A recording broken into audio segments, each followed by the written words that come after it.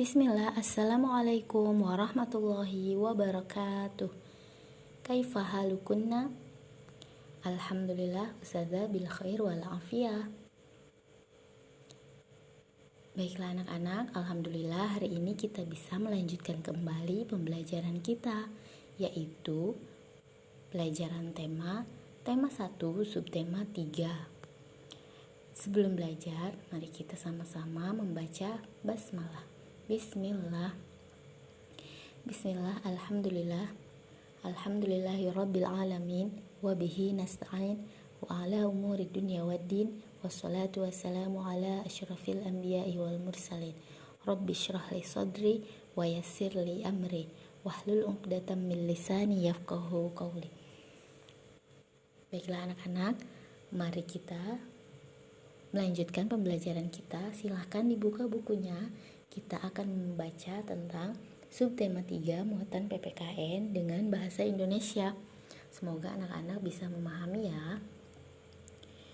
Jadi di sini menceritakan tentang hidup rukun di sekolah. Kemarin kita sudah belajar tentang hidup rukun di rumah, hidup rukun dengan teman bermain. Sekarang kita akan belajar tentang hidup rukun di sekolah. Jadi dimanapun kita berada, kita harus tetap menerapkan hidup rukun. Di sini ada Udin dengan teman-teman. Udin dan teman-teman belajar di sekolah. Nah, selain waktu belajar, ada juga waktu beristirahat. Waktu istirahat bisa digunakan untuk berbagai hal. Ada yang bermain, berbincang, atau bercanda dengan teman. Nah, tapi Udin dan Beni, mereka beristirahat di bawah pohon sambil memakan bekal yang mereka bawa dari rumah masing-masing. Mereka makan bersama-sama bekalnya di bawah pohon. Mereka selalu rukun. Mereka selalu menjaga kerukunan. Nah, kalau anak-anak biasanya apa yang dilakukan ketika istirahat? Oh iya, karena belajarnya masih online ya, jadi ketika istirahat, anak-anak mungkin masih bingung ngapain aja waktu istirahat. Biasanya waktu istirahat itu ada yang memakan bekal dari rumah, ada yang main dengan temannya, atau cuman main-main di dalam kelas, ngobrol dengan temannya. Ada juga yang pergi ke kamar mandi, ada juga yang membaca-baca buku. Ya, jadi waktu istirahat itu bisa digunakan untuk banyak hal. Di sini juga ada kalimat pertanyaan. Apa itu kalimat pertanyaan? Kalimat pertanyaan adalah kalimat yang menunjukkan pertanyaan. Jadi kita bertanya kepada seseorang atau seseorang bertanya kepada kita. Contohnya di sini ada, apa yang kamu lakukan pada waktu istirahat di sekolah? Ada kata apa. Apa adalah kata-kata yang digunakan untuk bertanya. Ada kata apa, siapa, di mana, kapan, bagaimana, mengapa, itu kata-kata yang digunakan untuk bertanya. Apakah kamu bermain dengan temanmu? Bagaimana sikapmu ketika bermain dengan temanmu? Kita harus selalu menjaga kerukunan. Kita lanjut ya. Berilah tanda checklist pada gambar yang sesuai pengamalan sila pertama atau sila kedua Pancasila di sekolah. Tuliskan sila yang sesuai di gambar berikut ini. Aku lupa membawa bekal. Mari makan bekalku bersama. Nah, ini menunjukkan sila Pancasila ya, Persatuan Indonesia ya, mereka bersatu. Jadi walaupun temannya, maaf anak-anak, di sini adalah sila kedua ya. Sila kedua bagaimana bunyinya? Kemanusiaan yang adil dan beradab ya. Jadi ini contoh dari pengamalan sila kedua, kemanusiaan. Jadi kita berbuat baik kepada orang yang kesusahan itu termasuk perbuatan yang baik. Kemanusiaan yang adil dan juga beradab, sangat menjunjung tinggi adab ya. Jadi ada teman kita yang lupa membawa bekal. Nah, kita ajak teman kita itu untuk makan bersama. Ini sila kedua, sesuai dengan sila. Udin dan Edo bermain bersama meskipun berbeda agama. Nah, ini juga sesuai dengan pengamalan sila, yaitu sila keberapa? Sila sama ya, sila kedua ya. Kemanusiaan yang adil dan beradab. Sila pertama. Oke, sila pertama ya. Maaf anak-anak. Sila pertama, Udin dan Edo bermain bersama meskipun mereka berbeda agama. Jadi walaupun kita punya teman yang berbeda agama, kita harus tetap menjaga kerukunan, harus bisa menjaga kerukunan. Dengan caranya bagaimana? Dengan selalu menghargai teman kita. Kita lanjut di halaman 112. Udin dan teman-temannya selalu menjaga kerukunan. Contohnya, bersama-sama melakukan tugas piket di kelas.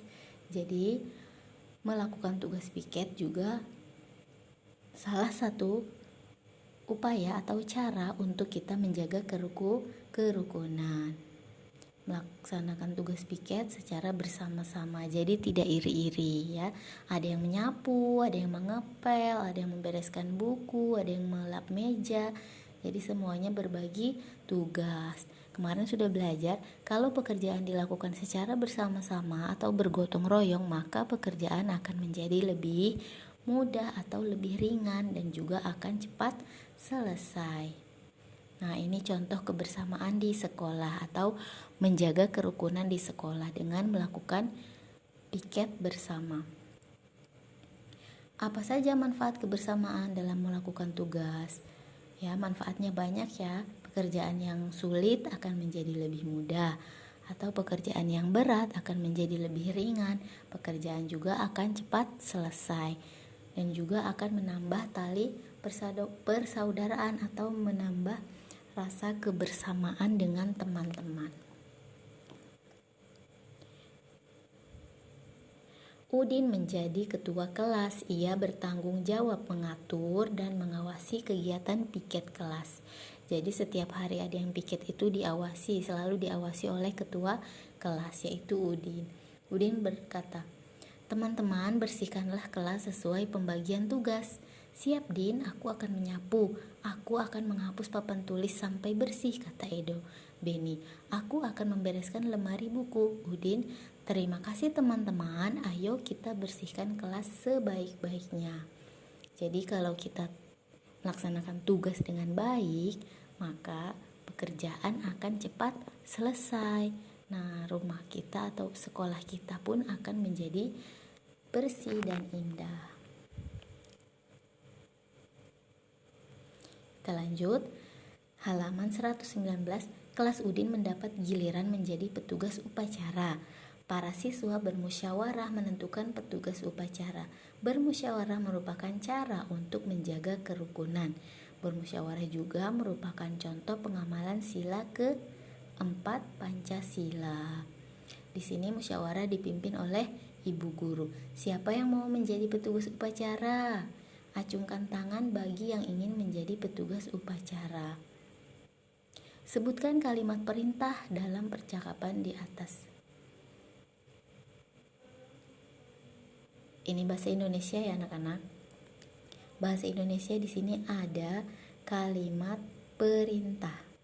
Kalimat perintah adalah kalimat yang menunjukkan perintah atau menyuruh seseorang untuk melakukan suatu pekerjaan.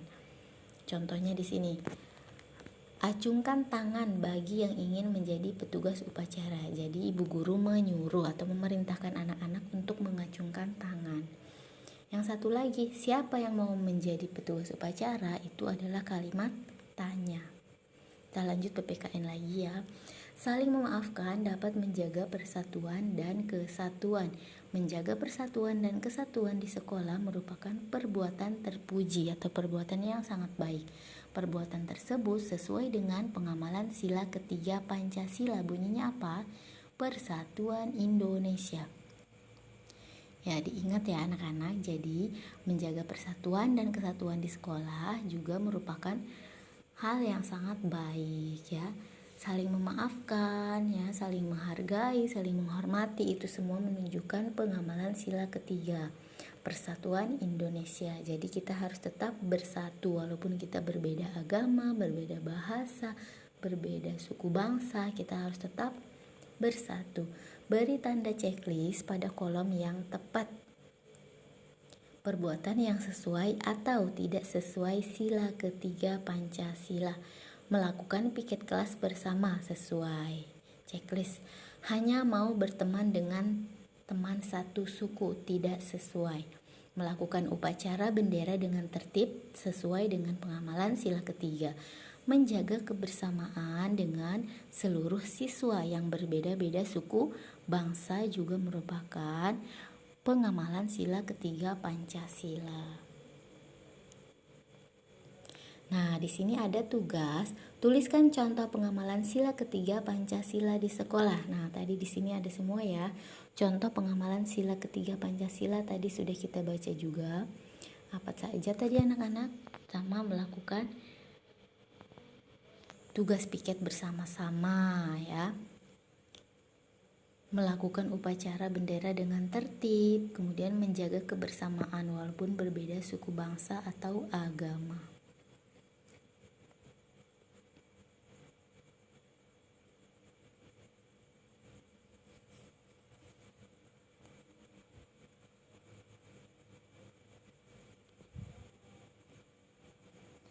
Para siswa bermusyawarah menentukan lagu dan petugas upacara. Hal itu sesuai dengan pengamalan sila keempat Pancasila. Pembagian petugas dilakukan secara adil. Jadi, kelasnya Udin ini menjadi petugas untuk upacara. Mereka melakukan musyawarah ya. Musyawarah itu menunjukkan atau merupakan contoh pengamalan sila keempat Pancasila. Hal itu sesuai dengan pengamalan pembagian petugas dilakukan secara adil. Hal itu sesuai dengan pengamalan sila kelima Pancasila. Sebutkan bunyi sila keempat dan kelima Pancasila apa saja. Anak-anak sudah hafal semua kan? Nah, jadi membagi tugas secara adil merupakan pengamalan sila kelima Pancasila. Sekarang di bawah sini ada gambar. Mereka sedang melakukan gotong royong ya, atau bekerja sama membersihkan kelas. Oke, PKN sudah sampai di situ. Kita lanjut lagi bahasa Indonesia. Tadi juga sudah sedikit dijelaskan ya tentang kalimat perintah dan kalimat tanya. Bahasa Indonesia ya anak-anak. Bekal makanan yang dibawa Udin disiapkan oleh ibu. Ibu menyuruh Udin untuk berbagi dengan teman di sekolah. Bagilah bekalmu dengan teman-teman ya, Din. Baik, Bu. Mengapa kita sebaiknya berbagi dengan teman, Bu? Berbagi menunjukkan sikap rukun. Bawalah tempat bekalmu kembali ya. Di sini ada banyak kalimat perintah. Apa sih kalimat perintah? Kalimat perintah isinya menyuruh atau melakukan sesuatu. Jadi, kalimat perintah itu kalimat yang menunjukkan atau menyuruh seseorang untuk melakukan suatu pekerjaan. Contohnya di sini ibu berkata kepada Udin, bagilah bekalmu dengan teman-teman ya, Din. Biasanya kalimat perintah itu di akhirnya menggunakan tanda seru nih. Yang ini tanda seru namanya ya. Garis ada titik di bawah itu tanda seru. Bagilah, kemudian ada kata, ada imbuhan lah, bagilah atau bawalah. Ya, itu merupakan kalimat perintah. Ciri-cirinya apa? Ada imbuhan lah, kemudian ada tanda seru di belakangnya. Bagilah bekalmu dengan teman-teman ya, Din. Terus yang kedua, bawalah tempat bekalmu kembali ya. Bawalah, kemudian ada tanda seru di belakang. Kalimat perintah isinya menyuruh untuk melakukan sesuatu. Nah, di sini juga ada kalimat perintah. Berolahraga bersama. Hari ini Udin dan teman-teman berolahraga. Pak Guru meminta siswa untuk berlari berpasangan. Udin berpasangan dengan Edo. Tiba-tiba mereka terjatuh karena gerakan kakinya tidak kompak. Udin membantu Edo berdiri. Kaki Edo terluka dan berdarah. Udin membantu Edo berdiri. Pak Guru mengantarkan Edo ke UKS. Pak Guru pun mengingatkan siswa lainnya, berhati-hatilah ketika berlari. Nah, di sini ada kalimat perintah. Berhati-hatilah, ada kata berhati-hati, kemudian diberi imbuhanlah. Kemudian di akhir kalimatnya ada tanda seru. Nah, itu sudah pasti itu adalah kalimat perintah. Perintahnya apa? Perintahnya supaya berhati-hati ketika berlari supaya tidak terjatuh. Yang kedua, samakan langkah kalian terlebih dahulu. Samakan langkah kalian terlebih dahulu. Samakan langkah kaki ketika berlari supaya tidak terjatuh.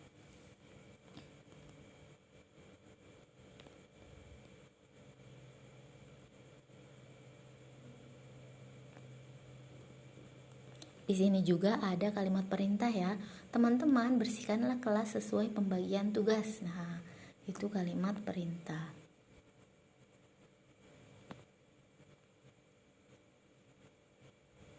Sama di sini juga ada tadi, acungkan tangan bagi yang ingin menjadi petugas upacara. Itu kalimat perintah.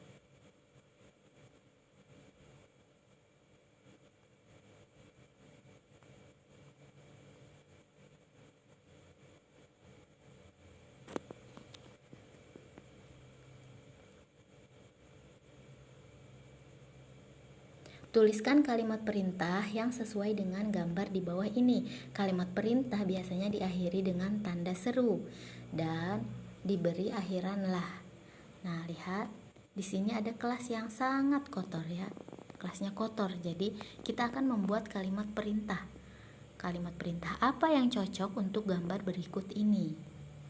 Bersihkanlah kelas kalian. Oke, bisa ya. Bersihkanlah kelas kalian. Jadi diperintahkan untuk membersihkan kelas supaya kelasnya bersih. Ya, muatan PKN sudah selesai dan juga bahasa Indonesia sudah selesai. Kita lanjut ke muatan matematika ya anak-anak.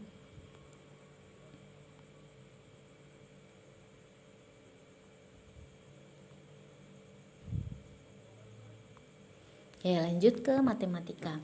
Siswa di sekolah Udin cukup banyak, ada 125 siswa laki-laki dan 117 siswa perempuan.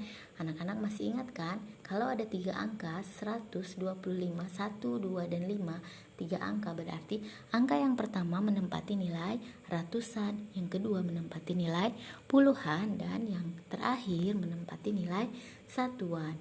Kemudian bagaimana cara membedakan mana yang lebih besar dan mana yang lebih kecil? Kita bandingkan semua angkanya, angka yang pertama, angka kedua, dan angka ketiga. Mana yang lebih besar dialah angka terbesar, dan mana yang lebih kecil dialah angka yang kecil. Contoh 125, satunya sama 100, ratusannya 1. Kemudian puluhannya berbeda, yang pertama 2, yang kedua 1, 2 puluhan dan 1 puluhan. Maka yang lebih besar adalah 125 atau siswa laki-laki. Kali ini kita akan belajar penjumlahan bersusun. Jumlah siswa di sekolah Udin seluruhnya adalah jika ada laki-laki 125, kemudian perempuan ada 117. Kita jumlahkan dengan cara panjang terlebih dahulu ya. Penjumlahan dapat dilakukan dengan cara panjang dan juga cara pendek. Berikut cara panjangnya. 125, 100 ditambah 20 ditambah 5. Kemudian 117, 100 ditambah 10 ditambah 7. Kita jumlahkan 100 ditambah 100, 200. 20 ditambah 10 menjadi 30. 5 ditambah 7 menjadi 12. Ya, ketiga ya, baris ketiga. 100 tambah 100, 200. 20 ditambah 10 menjadi 30. 5 ditambah 7 menjadi 12. Kemudian baris ketiga kita uraikan lagi. 200 ditambah 30 ditambah 10 ditambah 2. Loh, kenapa ini menjadi 10 dan 2? Karena dari angka 12. 12 satunya menempati puluhan, duanya menempati satuan. Kita uraikan atau kita pisahkan menjadi 200 ditambah 30 ditambah 10 ditambah 2. Kemudian kita lanjutkan. 200 ditambah 40 ditambah 2. Kenapa 30-nya berubah menjadi 40? Karena angka 10 yang di sini kita gabungkan dengan angka 30. 30 ditambah 10 menjadi 40. Jadi 200 ditambah 40 ditambah 2. Paham ya anak-anak sampai sini? Kemudian kita ambil angka yang terdepannya, angka paling depannya 200 ditambah 40 ditambah 2. Kita ambil angka paling depannya 2, 4, 2. Kita pindahkan ke baris paling bawah menjadi 242 atau 242. Ya, bisa ya. 242. Jadi 125 ditambah 117 jumlahnya adalah 242. 2 menempati ratusan, 4 menempati puluhan, 2 terakhir menempati nilai satuan. Gampang ya. Nanti Ustazah buatkan coret-coretannya insya Allah. Nah, ini ada cara pendeknya. 125 ditambah 117. 5 ditambah 7 ya. 5 ditambah 7 sama dengan 12. 2 satuannya kita taruh di bawah. Kemudian 1 puluhannya kita simpan di atas ya. Lihat. Satuan 5 ditambah 7 sama dengan 12. Ditulis 2 satuan, simpan 1 puluhan di atas sini di tengah ya.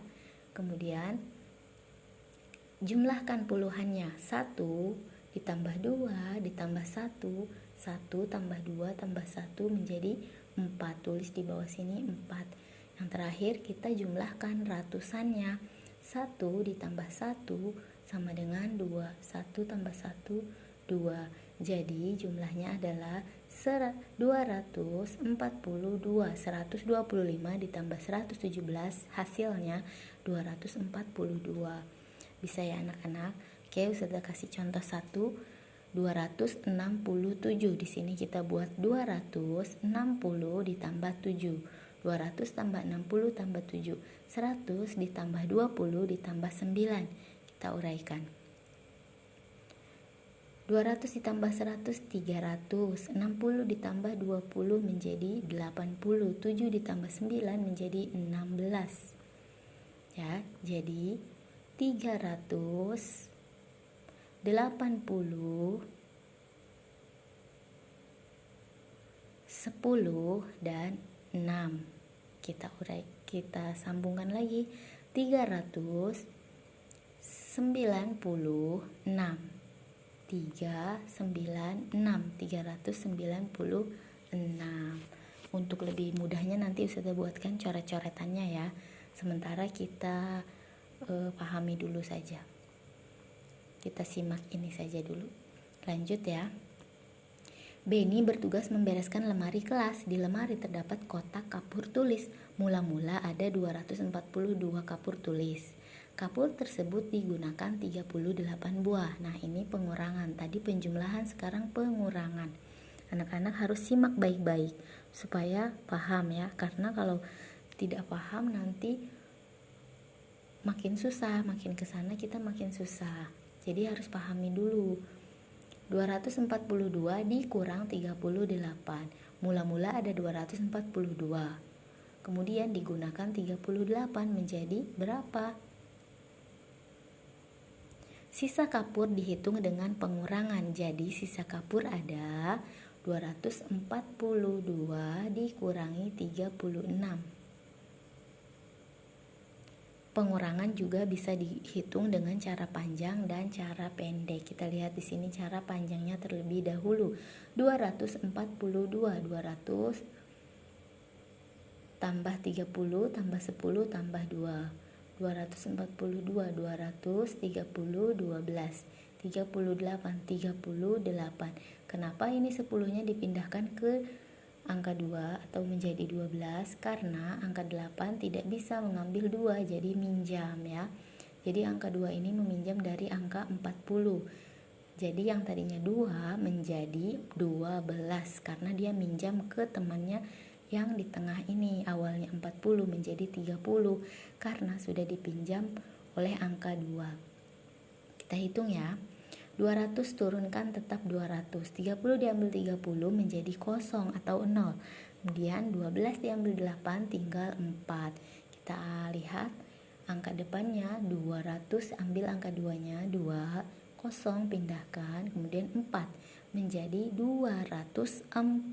242 diambil 38, hasilnya adalah 204. Cara pendeknya, lebih gampang cara pendek ya. 242 dikurang 38, 2 diambil 8 kan tidak bisa. Nah, jadi tadi kita minjam ke temannya 10. Minjam satu angkanya itu adalah angka puluhan. Jadi angka 2 sudah minjam ke temannya menjadi 12. 12 diambil 8 sama dengan 4. Nah, angka 4 ini kan sudah dipinjam 10. Jadi dia tinggal 3. 3 diambil 3 jadi 0 atau kosong. 2-nya turunkan ke bawah menjadi 204. Bisa ya anak-anak? Jadi 242 dikurang 38 hasilnya adalah 204. Nanti Ustazah buatkan juga coret-coretannya.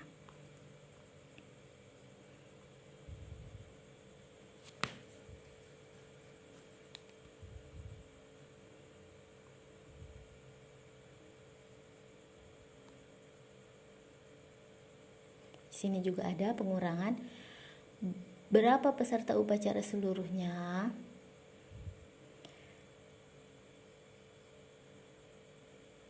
Para siswa menghias kelas dengan gambar. Hiasan berupa gambar benda-benda atau makhluk hidup yang ada di sekitar sekolah. Mula-mula dibuat sketsa. Oh, ini menghias SBDP ya. Kita jumlahkan ini. Penjumlahan 239 ditambah 15. Kita menggunakan cara pendek ya. 9 ditambah 5, 14. 4 taruh di bawah. Kemudian satunya simpan di atas angka 3. Jadi kita jumlahkan 1 ditambah 3 sama dengan 4. 4 ditambah 1 menjadi 5. 2 turunkan ke bawah. Jadi 254.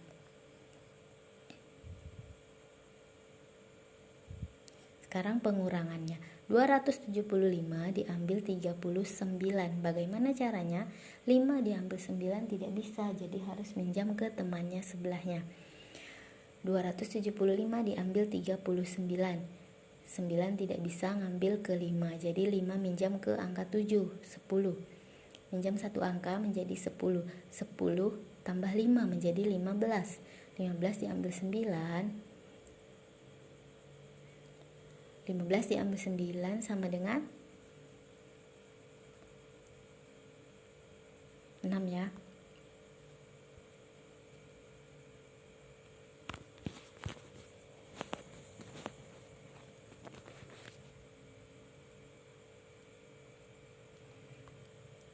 Lima belas tadi kan kita sudah pinjam 10 menjadi 15, diambil 9 sama dengan 6. Kemudian angka 7 ini sudah dipinjam satu angka, berarti dia tinggal 6. 6 diambil 3 sama dengan 3. Kemudian angka 2-nya turunkan ke bawah menjadi 236.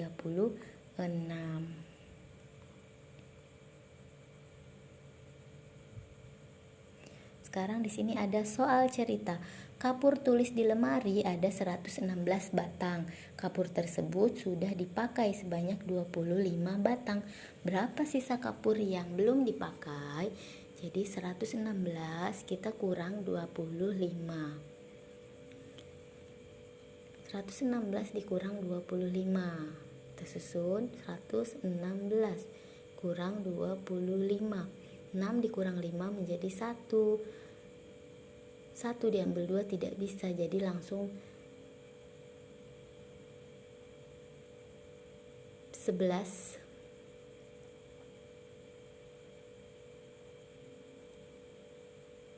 11 diambil 2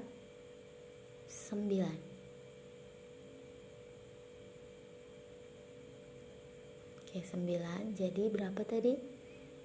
91 ya anak-anak. Susah kalau nggak pakai coret-coret ya. Nanti bisa dibuatkan coret-coretnya deh. Ini kita baca dulu aja.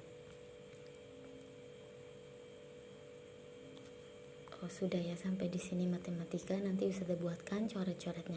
Yang penting anak-anak paham dulu cara penjumlahan panjang dan penjumlahan cara pendek, juga pengurangan cara panjang dan pengurangan cara pendek. 125, 100 tambah 20 ditambah 5, 117, 100 tambah 10 tambah 17 menjadi 200. 100 tambah 100, 200. 20 tambah 10, 30. 5 ditambah 7 menjadi 12. 20 ditambah 30 tambah 10 tambah 2 menjadi 242. Kemudian ini pengurangannya ya. Pengurangan 242 diambil 38. Hasilnya 204. Oke, nanti sudah buatkan coret-coret. Sekarang kita lanjutkan muatan SBDP dan PJOK ya, anak-anak. Nah, di sini ada